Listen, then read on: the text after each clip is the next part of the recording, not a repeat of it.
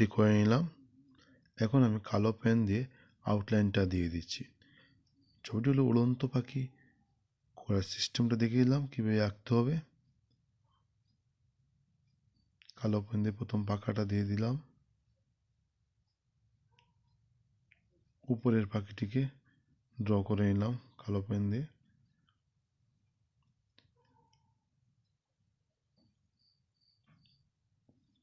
পিছন দিক দিয়ে দিলাম, পাটা দিয়ে দিলাম। এখন আমি নিচের যে পাখিটি আছে, দুটো পাখি যাচ্ছে, উড়ে যাচ্ছে আকাশের দিকে, ওইটার পাখাটা দেওয়া হয়ে গেল। এখন নিচের দিকের পাখাটা দিয়ে দেওয়া হলো।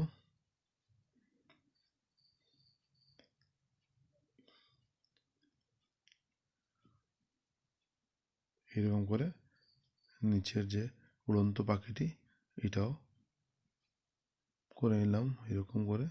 আর টুটটা কালো করে দিলাম। এখানে তুমি অন্য কালার করতে পারো, কোনো অসুবিধা নেই। আমি কালো করে টুটটা দিয়ে দিচ্ছি।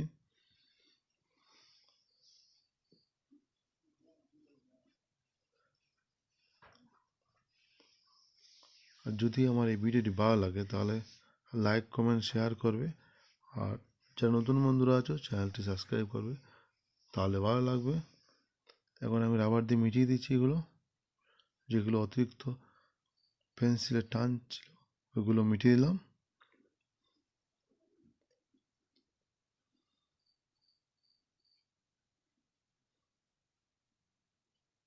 এখন আমি আকাশি রং দিয়ে আকাশের রংটা করে নিচ্ছি।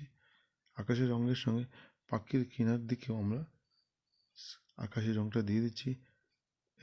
একটু জায়গা মেঘের মতো ডিজাইন দিয়ে দিচ্ছি, তাহলে দেখতে সুন্দর হবে।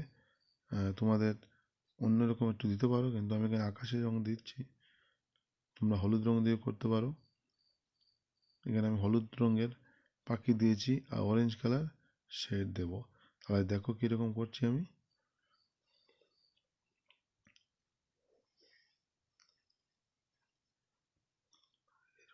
প্রথম ইয়েলো কালার দিয়ে দিলাম, মানে হলুদ কালারটা দিয়ে দিলাম। এখন আমি কমলা রং বা অরেঞ্জ কালারটা দিয়ে এই পাখাগুলো করে নিলাম। প্রথম টানে টানে শেডটা দিয়ে দিলাম অরেঞ্জ কালার দিয়ে বা কমলা রং দিয়ে।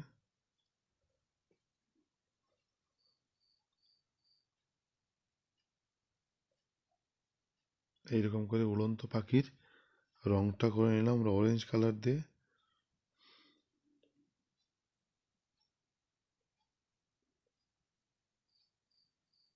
আর একটু মিলিয়ে দিচ্ছি আমরা, কালারটিকে একটু ফিনিশিং দিচ্ছি অন্য একটা কালার নিয়ে।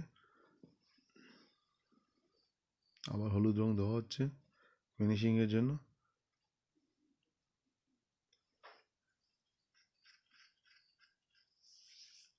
আকাশের রংটা আবার আরেকটা কোট দিয়ে দিচ্ছি।